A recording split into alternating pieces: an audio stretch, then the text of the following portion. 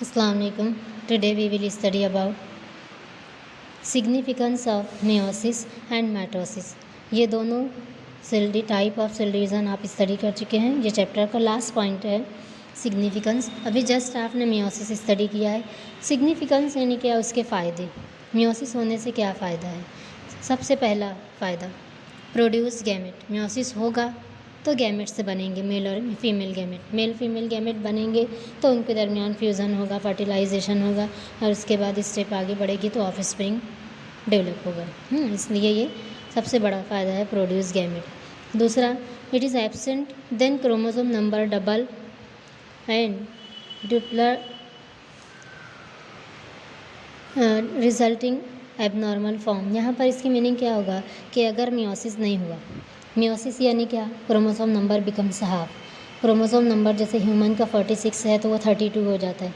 अगर ये रिड्यूस नहीं हुआ और माइटोसिस सिर्फ हुआ तो क्रोमोसोम नंबर डबल होते जाएंगे, क्योंकि जब गैमेट होगा तो मेल का 46 फीमेल का 46 मिलकर 92 हो जाएगा ना। तो 92 क्रोमोसोम से अगर रिड्यूस होकर वो 46 नहीं हुआ, 23 उसके बाद नहीं हुआ, हाइप्लॉइड नहीं बना, तो जो ऑफ स्प्रिंग रहेगा एबनॉर्मल रहेगा, उसके अंदर बहुत सारी एबनॉर्मलिटीज़ रहेगी, वो कॉमन मैन की जैसा नॉर्मल नहीं दिखाई देगा। इसीलिए इसका दूसरा बड़ा फ़ायदा है कि रिडक्शन होने की वजह से नॉर्मल बेबी होगा।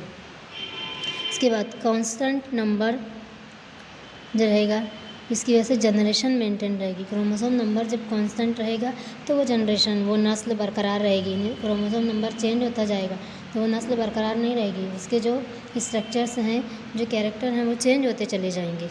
इसीलिए मियोसिस ज़रूरी है। चौथा फ़ायदा इसका है क्रॉसिंग ओवर होती है तो उसमें एक्सचेंज ऑफ मटेरियल होता है। अभी आप पढ़ें है ना, मेल का फीमेल में, फीमेल का मेल में सेगमेंट एक्सचेंज होता है, जिससे कैरेक्टर एक्सचेंज होते हैं। तो जो आने वाला न्यू स्प्रिंग है, बेबी है, उसके अंदर मदर और फादर दोनों के कैरेक्टर आते हैं और कुछ न्यू कैरेक्टर भी आते हैं, जिसकी वजह से क्या होगा, जेनेटिक वेरिएशन होगा, है ना, उसके अंदर तब्दीली आएगी और उससे क्या होगा, is the raw material of evolution, यानी फिर वो एवोल्यूशन की तरफ जाएगा, नई चीज़ उससे बनेगी, है ना, चेंजेस आएंगे। जैसे आप खुद देखते हैं, आप अपने अंदर देखो, आपके पेरेंट्स के जो कैरेक्टर हैं, आपके मदर और फादर के, कुछ आपके मदर के जैसे होंगे, कुछ आपके फादर के जैसे होंगे, कुछ ऐसे कैरेक्टर भी आपके अंदर होंगे जो आपके मदर और फादर दोनों में नहीं है। कभी कभी ऐसा होता है मदर और फादर दोनों डार्क कलर के होते हैं, सौले होते हैं, लेकिन उनका बच्चा जो है तो वो गोरा हो जाता है, सफ़ेद। उसकी वजह रहती है जो आबा दादा दादी, परदादा दादी, किसी के अंदर वो कैरेक्टर रहा होगा जो इसमें उभर के आ जाता है। अभी आप जब 12th में जाओगे तो एक चैप्टर है जेनेटिक बेसिस ऑफ इनहेरिटेंस, उसमें आप इसको स्टडी करोगे तो आपको सही समझेगा। सिर्फ आप इतना याद रखो कि कैरेक्टर मदर और फादर के ट्रांसफ़र होकर ऑफ स्प्रिंग में आते हैं और वहीं चेंज भी हो जाते हैं, मदर और फादर से अलग भी आते हैं, तो उसको कहा जाता है वेरिएशन, तब्दीली, और उसकी वजह से एवोल्यूशन यानी इर्तिका होता है नए कैरेक्टर की वजह से, है ना। तो ये 4 फ़ायदे थे मियोसिस के। क्या क्या हैं? एक, पहला तो गैमेट प्रोड्यूस करता है, दूसरा क्रोमोसोम नंबर हाफ होने से एबनॉर्मलिटी नहीं आती, और तीसरा क्रोमोसोम नंबर कांस्टेंट होने की वजह से जनरेशन मेंटेन रहती है, और चौथा क्रॉसिंग होने की वजह से जेनेटिक एक्सचेंज मटेरियल होता है तो जेनेटिक वेरिएशन आता है और रॉ मटेरियल जो है वो एवोल्यूशन की तरफ जाता है।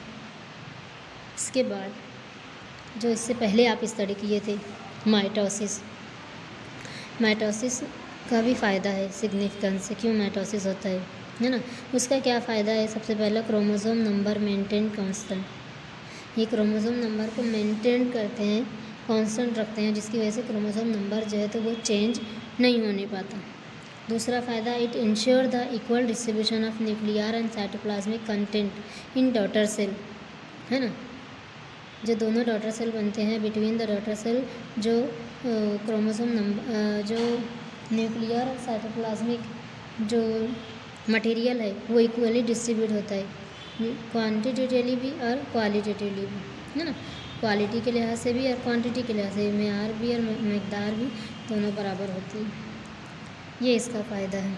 और चौथा फ़ायदा है, it helps in growth and development, इसी वजह से क्या होता है, ग्रोथ और डेवलपमेंट होता है। इसके अलावा जो ओल्ड सेल होते हैं रन आउट, जो पुराने सेल होते हैं वो रन आउट होते हैं, या फिर कहीं इंजरी होती है, इंजरी ज़ख्म होता है तो वो रिपेयर होता है सेल, नए सेल बना के उस जख्म को भरा जाता है। उसके बाद असेक्सुअल रिप्रोडक्शन में ऑर्गेनिज्म के असेक्सुअल यानी जो विदाउट गैमेट जो रिप्रोडक्शन होता है उसके अंदर भी मियोसिस माइटोटिक डिवीज़न होता है ना, माइटोसिस होता है, जिसकी वजह से नए प्लांट बनते हैं और ये न्यूक्लियो साइटोप्लाज्मिक रेशो को मेंटेन करता है। न्यूक्लियो साइटोप्लाज्मिक रेशो इसके तनासुब को बरकरार रखता है ना, मेंटेन करना यानी बरकरार रखना, रेशो यानी तनासुब।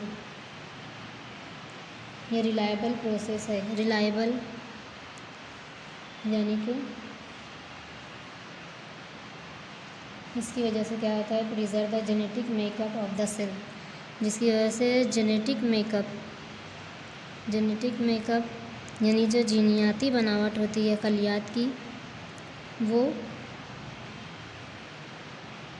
प्रिजर्व होती है, महफूज होती है, जीनियाती बनावट खलियात की महफूज होती है। और इसमें एक चीज़ है कि इसकी वजह से वेरिएशन और न्यू कॉम्बिनेशन नहीं आते हैं, variation and new combination of existing gene cannot variation and new combination in gene के अंदर नहीं होते हैं। ये फ़ायदा है इसके अंदर। एक और पॉइंट है इसमें, death of cell, dead cell एक पॉइंट है, वो भी देख लो। डेथ ऑफ सेल, सेल कैसे मरता है ना। इसमें क्या बताया है, it is bad for cell, ये सेल के लिए बैड होता है कि उसकी your body is die, injury होती है या फिर स्कार्प होता है, कहीं से जल्द हमारी निकल जाती है या हार्मफुल केमिकल की वजह से जो जल्द निक्रोसिस होता है ना, हार्मफुल केमिकल से नेक्रोसिस होता है। तो सम सेल्स ऑफ आवर बॉडी, जिसकी वजह से सेल क्या होते हैं, सेल डाई हो जाते हैं और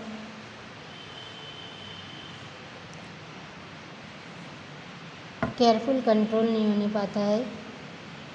जैसे एम्ब्रियोनिक डेवलपमेंट में cell between the embryonic finger die in process called एपोटोपी, फिंगर जो होती है वो डाई हो जाती है। कब, एम्ब्रियोनिक डेवलपमेंट में फिंगर डाई होती है, तो इस प्रोसेस को कहा जाता है एपोप्टोसिस, जिसकी वजह से इनडेफिनाइट शेप आता है फिंगर का। इनडेफिनाइट का मतलब होता है सही नहीं आती, जैसे 5 फिंगर हैं, उनकी जो है लंबाई चौड़ाई है वो सब जो है वो सही नहीं आती है ना। ये कॉमन होता है प्रेगनेंसी में, जब सेल की डेथ होती है तो वहाँ सेलुलर सुसाइड होता है, सेलुलर सुसाइड,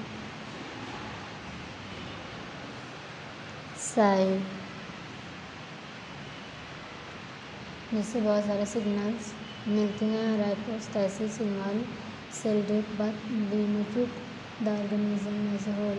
यहाँ पर क्या बताता है कि ये ज़्यादातर प्रेगनेंसी के दौरान ऐसा होता है कि सेल की डेथ होती है, राइपोस्टैसिस होता है और इसकी वजह से क्या होता है, पूरे होल ऑर्गेनिज्म में इंस्टेंट लेटिंग फिंगर डेवलप और by eliminating potential cancer cell. एक है कि ये जो कैंसर सेल होते हैं इसको एलिमिनेट करता है ना, एलिमिनेट करता है, eliminating the potential of cancer cell, तो इसको सेल डेथ कहा जाता है।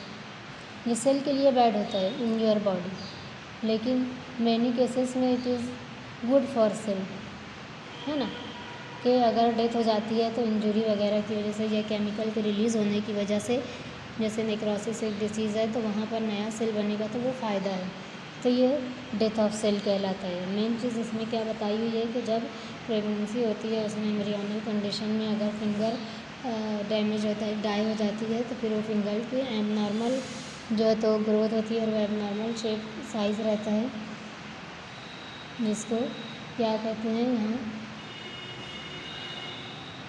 सेलुलर सुसाइड कहा जाता है प्रेगनेंसी के दौरान जब सेल की डेथ होती है।